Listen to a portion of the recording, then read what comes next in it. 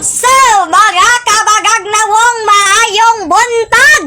So, karon mga kabagag na wong kay padulong kog simbahan.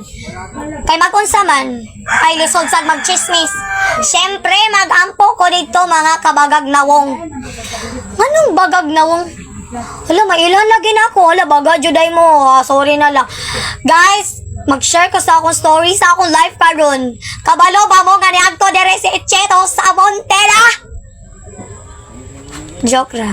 So guys, karon guys, padulong ko og simbahan o nya na ako'y kauban diri mga kuan guys, mga supporter nako. Tanawa guys, nagpicture ko sabyo. Nagpicture ko mga kabagag na wong. Kung tanawa mga kabagag, nantot na bulol. Tanawa ninyo mga kabagag na wong. Nagpastitik-istitik taraw ko. Murag tro. O unsa kinsa man puning nagpapadlong diri? Si Kadan tani. Oh, joke ra bitaw. Malditahan ako no. Palitahay ko. Oto nagpicture. Ayaw lagi. Da, sikad mong tuluron. So guys, murag layo pa oy. Gikapoy na ko. Dugayay. Paspasi. Go. Pak, tanawa ni Paspas dayon, grabe.